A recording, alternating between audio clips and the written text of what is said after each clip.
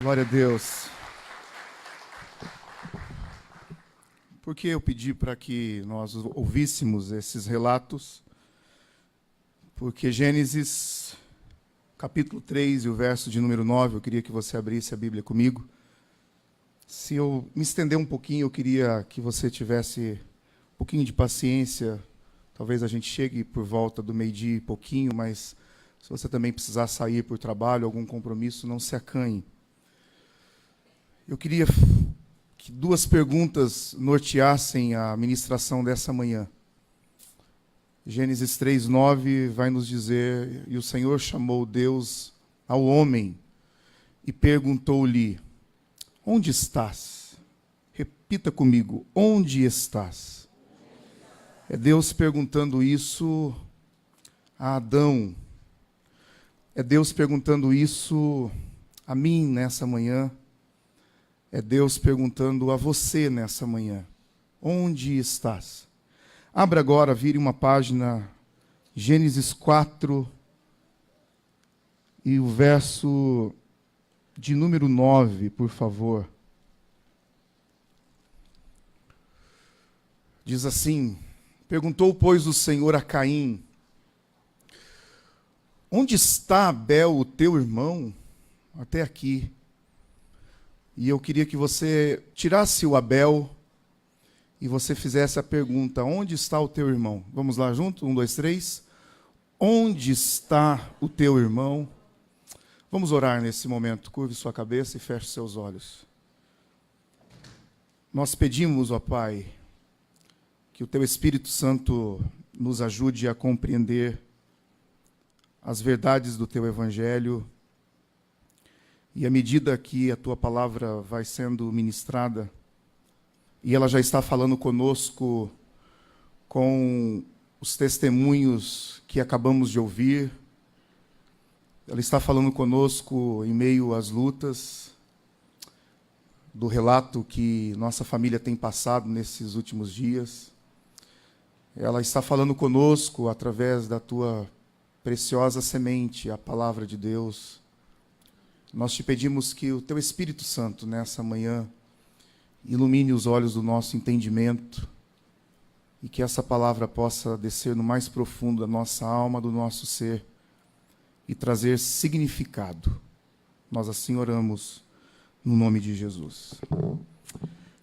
Eu não sei se você tem levado a sério isso, eu não sei se você tem feito a devocional e, na verdade, essa igreja ela não tem a menor pretensão de invadir a sua privacidade, interferir no seu dia a dia, te vigiar no que você faz ou deixa de fazer, porque nós entendemos que a vida cristã, e a partir daquilo que Cristo nos ensinou, é necessário que o Evangelho produza em nós resultados. É necessário que o Evangelho de Cristo, da redenção dos nossos pecados, ela traga a justificação de Cristo e a santificação. Não faz parte do Evangelho a salvação de vida de um indivíduo continuar com as mesmas práticas do velho homem. Se porventura há práticas do velho homem na sua vida, é porque o Evangelho de Cristo ele ainda não alcançou o todo. Eu entendo que o Evangelho ele passa pelo processo da transformação, de uma transformação diária. Dia após dia eu percebo que o Joézer precisa amadurecer e melhorar. O Joézer como indivíduo, como pai de família, como um membro de uma sociedade, como membro de uma igreja, porque eu faço parte dessa igreja, como pastor dessa comunidade, eu preciso entender que o Evangelho de Cristo, todos os dias, precisa me transformar. O amor de Deus para conosco não nos exime da responsabilidade do pecado. O pecado da consciência de que está fazendo coisa errada. daquilo em que Cristo já nos libertou na cruz do Calvário, porém a gente volta ao vômito, desculpe esse termo, mas de voltar ao mesmo erro. E para que nós entendermos nessa manhã o significado dessa palavra, do tema deterioração social, o pecado e suas consequências, é importante nós notarmos que em meio a esse mundo de caos, porque nós vivemos dias terríveis. A nação brasileira vive dias terríveis. Esse momento tem sido um momento difícil, em que nós estamos nos atacando politicamente, porque eu defendo X e você defende Y. E nós estamos no campo das ideias discutindo. Mas é interessante notarmos que essas discussões muitas vezes vão tão fortes que amizades, famílias, até mesmo... E você acha que isso não pode acontecer? Acontece. Acontece, porque Carla é do Nordeste. E eles têm um grupo da família, eu acho que todo mundo aqui participa de um grupo familiar. E os parentes, tios, primos, eles são, como que eu poderia usar um termo bem pesado, mas eles, sabe, corintiano e palmeirense, aqueles que são assim, ferrenhos, que brigam por causa de futebol, eles são petistas. E se alguém não defender o PT, eles arrancam do grupo. Mas assim, é um negócio que não dá para acreditar. Eles falam todo dia do PT. E eles xingam todos os outros candidatos. Todo mundo. Ninguém mais presta a não ser o PT. Mas de uma coisa assim assustadora, de romper a amizade. É lógico que Carla então não fala nesse grupo, ela só fica ali. Se ela fosse dar alguma ideia, ela já teria saído, mas ela ama os parentes dela. E eu estou dizendo isso porque eu não estou aqui para atacar nenhuma... E pelo contrário, eu acho que nós precisamos ter essa consciência de sabermos votar. No domingo passado, antes de terminar o culto, eu falei sobre isso. Do voto consciente, de entrarmos num aplicativo que ali mostra se esse candidato é ficha limpa ou ficha suja, se ele está passando por um processo, ou alguma coisa na justiça, e etc. e tal. A igreja precisa se posicionar nisso. E, na verdade, nós vamos perceber que na criação, Gênesis vai nos mostrar a criação, a queda, e no próprio Gênesis nós vamos perceber a redenção do ser humano. O Senhor Deus já dando sinais da redenção do ser humano, trazendo escapes para esse ser humano que agora não conhecia o pecado, e é por isso que Eva cai no engano de Satanás, porque ela não conhecia o que era aquilo. Então imagine a harmonia de Deus com a criatura, conversando no final do dia, e aí a gente percebe que Deus não é essa figura, talvez agora ele precisa se manifestar dessa forma, de um distanciamento em que a gente olha e fala, Deus, ele é o criador de todas as coisas, então dá a intenção que, por Deus estar no controle de tudo, ele é grande, e é impossível imaginar esse Deus da forma que nos foi criada na mente, o Deus Todo-Poderoso, mas entenda que na viração do dia, Deus vem conversar com Adão e Eva. Então é como se eu chegasse para o Valdemir, batesse no portão da casa dele, e ele olhasse e dissesse, ô Joézer, bem-vindo, vamos bater um papo. Adão não se assusta quando Deus chega para conversar com ele. Porque a sua criação, Deus reúne a Trindade e diz, façamos o homem conforme a nossa imagem e semelhança. E nós encontramos na Trindade o Deus homem, que é Jesus, que é parecido conosco. E a própria Bíblia vai dizer que não havia beleza nele. Jesus era um homem simples, talvez um homem com a pele marcada pelo sol, do ambiente em que ele vive, não se via beleza. Ou seja, no sentido de que O Jesus que é pintado de olhos azuis, de uma barba muito bem feita, de um rosto claro, talvez não seja essa figura que nós encontraremos no céu quando vermos de face a face, mas nós sabemos que a beleza de Cristo está na essência de ser Deus. Mas Ele se faz homem, se faz pecador, se faz pecado em nosso lugar, toma o nosso lugar, para que a gente entenda o que é pecado. Então a gente precisa compreender nessa manhã o que é pecado. E antes de tudo, nós precisamos entender que o pecado é um problema moral. O pecado diz respeito à rebelião de Adão e Eva contra Deus. E Adão e Eva está representando a mim e a você, está representando toda a humanidade. Por um homem entrou o pecado. E por causa desse um homem, todos pecaram e destituídos foram da glória de Deus. Mas louvado seja Deus, porque a história não acabou aí. Jesus Cristo morreu por todos e temos a salvação, a redenção dos nossos pecados em Cristo Jesus. Mas nós precisamos entender que quando Adão e Eva se rebelaram contra Deus, eles estavam na ideia da serpente procurando ter a mesma glória que é devida somente a Deus. Por isso eles são proibidos agora de voltar a ter contato com esse fruto. Porque Deus sabia naquilo que o homem poderia se tornar. Então o pecado em primeira mão, e principalmente, ele é a quebra, repita comigo, a quebra de relacionamento com Deus. Nós temos vários adjetivos e várias propostas para o pecado. Errar o alvo, já ouviram sobre isso? O pecado é errar o alvo. Nós poderíamos enumerar muitas coisas em relação à pergunta, o que é pecado? Mas nós entendemos que, primeiramente, o pecado é a quebra do relacionamento com Deus. E quando a gente quebra o relacionamento com Deus, a gente então rebela-se também contra as regras de Deus. Por isso que você vê as pessoas fazendo tantas coisas erradas. Por isso que a gente entende agora que essa natureza pecaminosa leva os nossos filhos. Uns pais ensinam, outros não. Mas você diz assim, eu não ensinei meu filho a dar tapa e dar mordida em outra criança.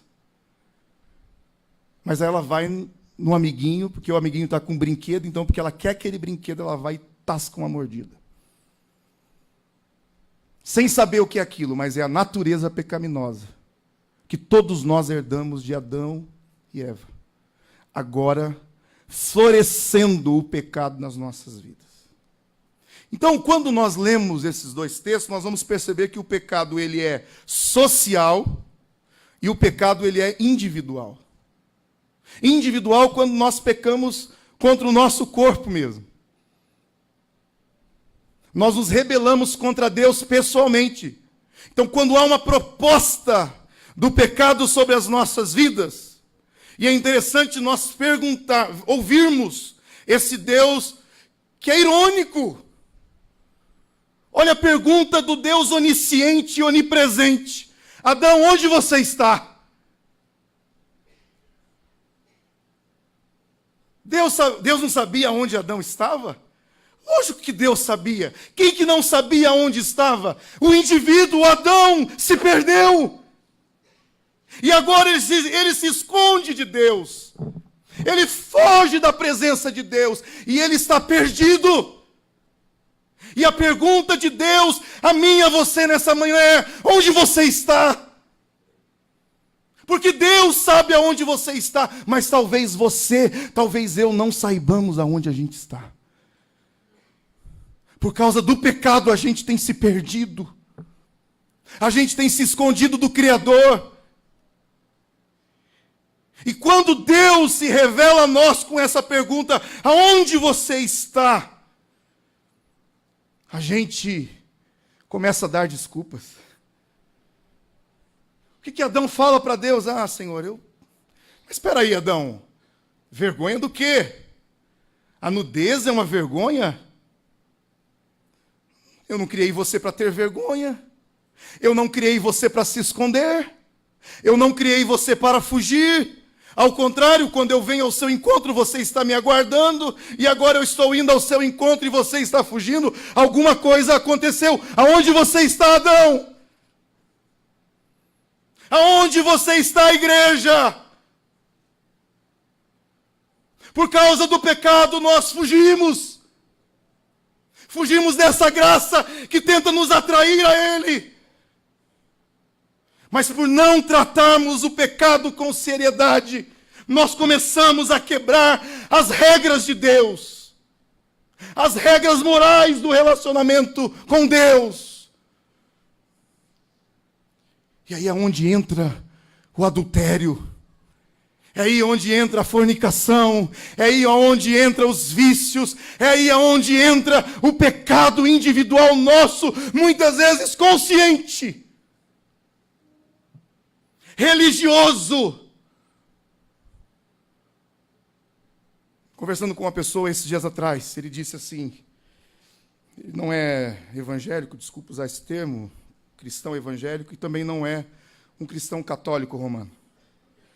E ele disse assim, pastor, quando eu tinha 11 anos de idade, nós recebemos aqui em Lençóis um grupo de padres vindos de outros lugares. Eles entraram na escola e todo mundo precisava confessar. Não estou dizendo mal, eu só estou trazendo uma colocação de uma pessoa.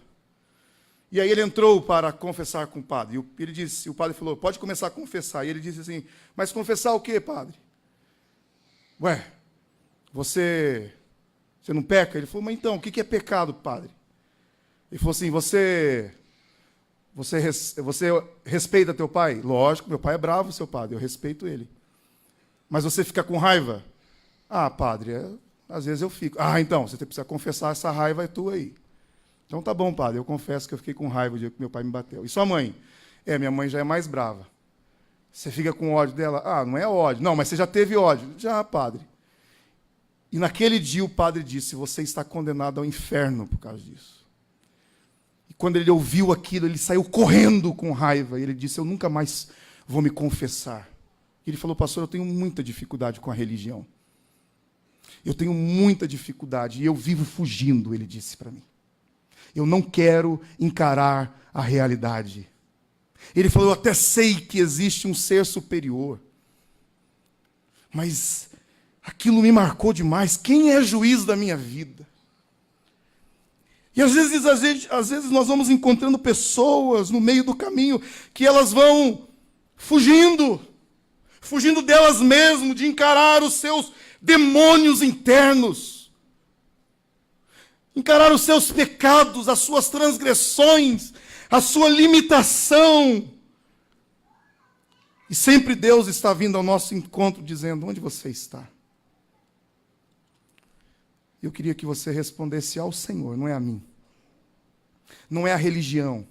Talvez nós tenhamos nessa manhã pessoas, irmãos nossos, que professam a fé católica. E eu quero dizer que nós amamos todas as pessoas. Todos a quem o Pai enviar, nós de maneira nenhuma lançaremos fora. Essa igreja está de portas abertas para o espírita, para o macumbeiro, para o homossexual, para aquele que está distante de Cristo. Essa igreja não é um tribunal de justiça. Essa igreja é um hospital para receber a todos aqueles que desejam ter um encontro, terem as suas vidas transformadas pelo Senhor Jesus. Quantos podem dizer amém por isso?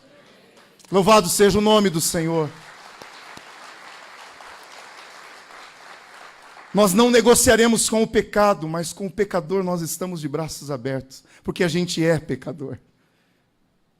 Mas a nossa luta é estar fora, é lutar contra o pecado. E a segunda pergunta é essa pergunta social, é essa pergunta da sensibilidade. Aonde está o teu irmão? Aonde está o seu marido? Aonde está a sua esposa? Aonde estão os seus filhos? Aonde está o seu próximo? Porque nós vamos encontrar Jesus dizendo sobre o bom samaritano, que ao passar por aquele caminho, antes dele, a religião passou por ali, o sacerdote, o levita passaram por ali, atarefados, necessitando correr para resolver tudo, e a gente vive esses dias Irmãos, eu falei domingo passado a respeito da possibilidade que a gente tem de sonhar, de querer alguma coisa melhor. E eu brinquei porque a gente, quando vive dependendo de alguma coisa, sempre que a gente conquistar aquilo, daqui a pouco perde a graça. Porque se a gente põe a perspectiva em algo, quando a gente tiver aquele algo, a gente vai querer um outro. E a gente trocou de carro. E a gente estava sonhando com esse carro. E dentro das nossas possibilidades, vamos ter esse carro. E aí, eu fui fazer a revisão de 30 mil. E quando eu cheguei, o cara se assustou, falou, nossa, mas esse carro teve aqui agora no final de maio. E já rodou 10 mil quilômetros. E eu disse, pois é. Ele falou, puxa vida, você anda, hein, rapaz? Acho que ele quis perguntar se eu era vendedor, viajante, alguma coisa assim. E aí, eu falei, mas espera aí, o carro é para ser usado. O carro vai ser usado mesmo. No final do ano nós vamos apresentar a agenda pastoral. Irmãos, eu ando o dia inteiro, visitando o dia inteiro. Ontem nós tivemos 3 visitas, no sábado, e visitas maravilhosas, em lugares que a gente foi, que foi uma bênção.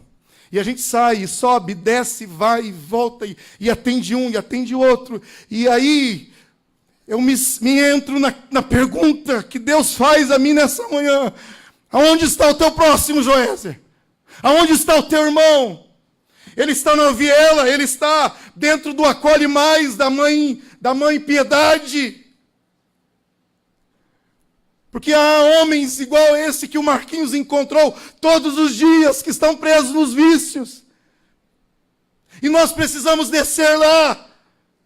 E nós precisamos dizer à Igreja Católica, conte com a gente.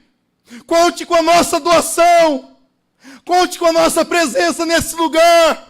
De manhã cedo, se precisar de uma devocional, a gente está aqui para falar de Jesus para esses homens, porque conhecereis a verdade, e a verdade vos libertará, disse Jesus. Mas muitas vezes nós temos ouvido a pergunta de Deus à nossa vida, aonde está o teu próximo? Aonde está o teu irmão? Coloca o texto para mim, 4:9, Jonatas. E a gente responde a Deus, não sei, sou eu o guarda de meu irmão. A gente transfere a responsabilidade. A gente tem respostinhas para Deus, dizendo, eu não tenho nada a ver com ele, foi problema dele. Mas isso é consequência do pecado. O pecado que está no meio da família. O pecado que vem deteriorar-nos socialmente. Perceba que antes do pecado a palavra ira não existia. A palavra inveja não existia. A palavra arrogância não existia. A palavra violência, vingança, ressentimento, medo, morte, assassinato, autocomiseração.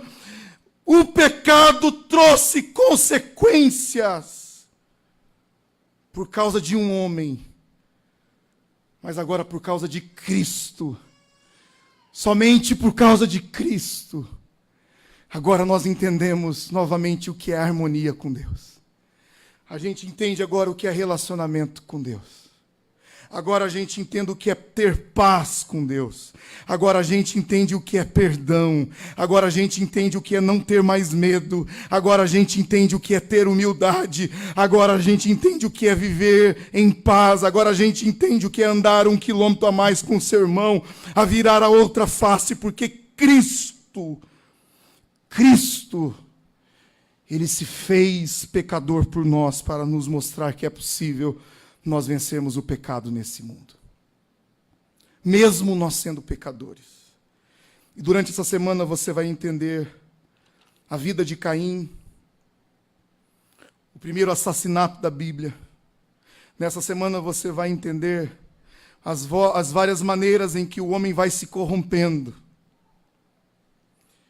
E, queridos, infelizmente, a gente percebe que o homem sem Deus, ele sempre vai se corromper.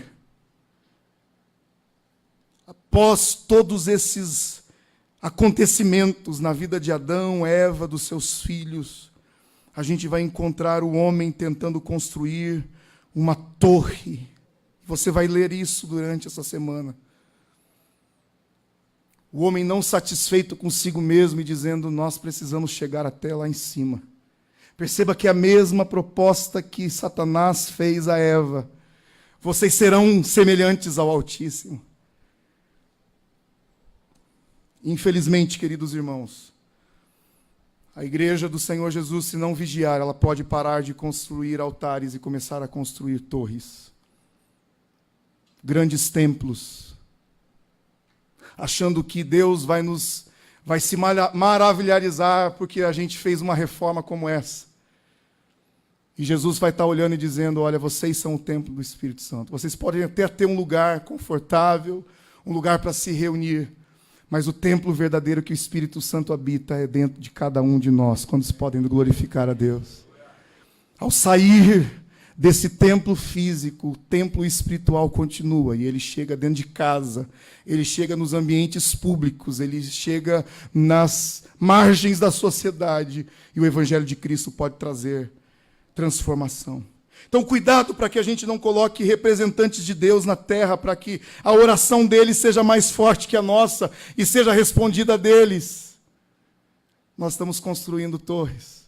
E a gente vai ver na devocional dessa semana o homem tentando construir torre e Deus dizendo, eu quero que vocês construam altares.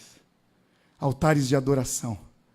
A gente recebe fotos, recebe imagens, e a gente vê um grupo de irmãos na África que eles não têm nenhuma cadeira, é um pedaço de pau, é alguma coisa que está em cima de uma terra batida, é um templo de barro, e o seu telhado é de folhas e alguma coisa muito simples, mas a gente vê pessoas ajoelhadas, orando e buscando a face do Deus que decidiu habitar dentro de nós. E para Ele não importa se é branco, preto, pobre, rico, não importa, Ele só quer encontrar em nós adoradores que o adorem em espírito e em verdade, em sinceridade diante dEle.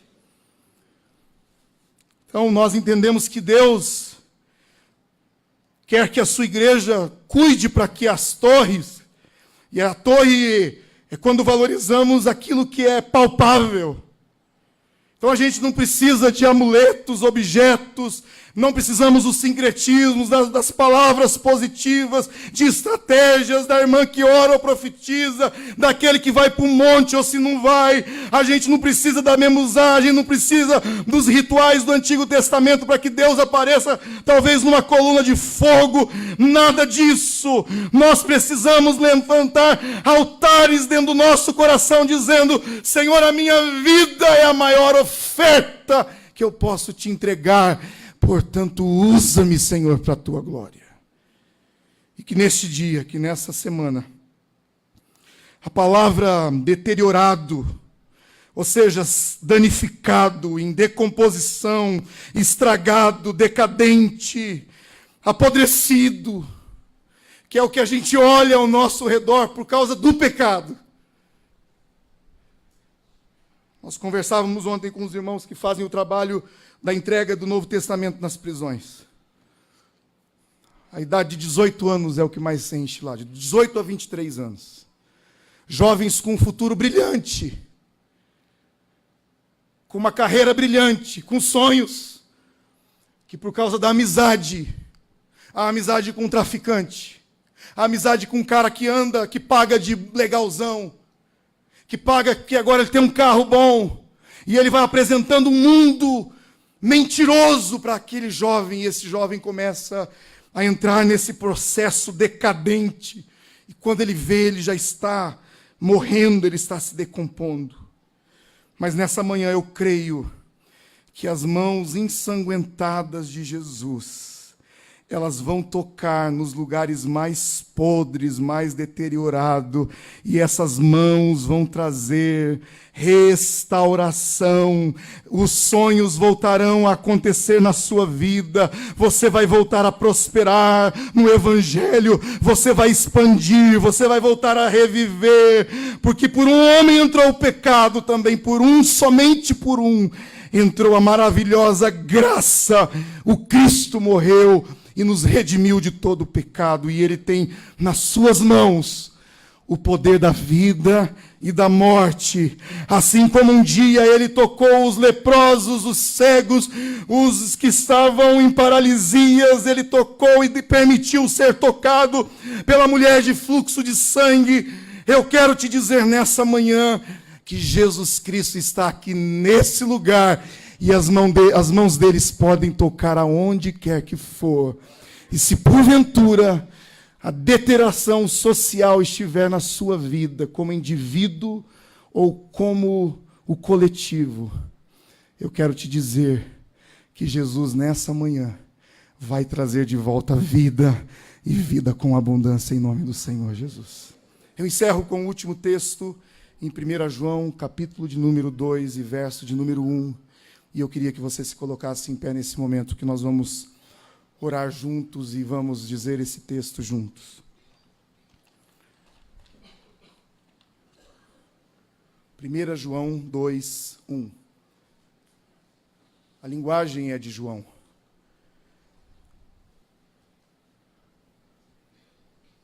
Perceba que o apóstolo João vai tratar com muito carinho a vida dos seus discípulos ou das igrejas em que essa carta vai chegar, e ela chega essa manhã também.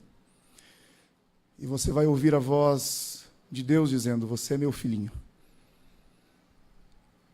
Não sei se você chama teus filhos de filhinho, mas de vez em quando é tão bom chamar o filho de filhinho. Ô filhinho, vem aqui, papai quer conversar com você. Você fala isso, Magno? Ainda não. Quase não, né? Faça esse exercício dizendo: filhinho, vem aqui. Mesmo que for um barbudão, um marmanjo. Filhinho, Marcos, vem aqui. Você faz isso, Romano? Filhinho, vem aqui. Filhinha, vem aqui. Papai quer conversar com você. E João vai nos dizer isso. Vamos ler juntos? Vamos lá? 1, 2, 3. Meus filhinhos, estas coisas vos escrevo para que não pequeis. Mas se alguém pecar, temos um advogado para com o Pai, Jesus Cristo, o justo. Quantos podem dar glorificar a Deus sobre isso? Amém? Aleluia.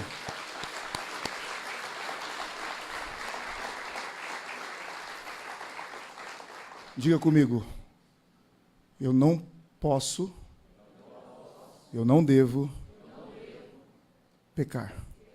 Certo? Concordam comigo? Essas coisas vos escrevo para que não... Primeira ordem de Deus para nós: não peque. Levanta de manhã dizendo: Senhor, eu não quero pecar. Não quero falar palavrão. Não quero orar com altivez. Não quero magoar ninguém. Me ajude, Senhor, não quero pecar. Mas se alguém pecar, a quebra do relacionamento e das regras com Deus, porque é isso que o pecado faz, ele quebra o relacionamento e as regras com Deus. Nós temos junto ao Pai um justo advogado. Temos advogados aqui nessa manhã, a gente sabe que nem todo advogado é justo, né? Tem aqueles advogados pó de cadeia que tem uns outros aí terrível também, que ele fica só esperando a oportunidade para ele entrar em ação. Esse advogado aí, tem uma canção que diz: Jesus, Jesus, nele a gente pode confiar.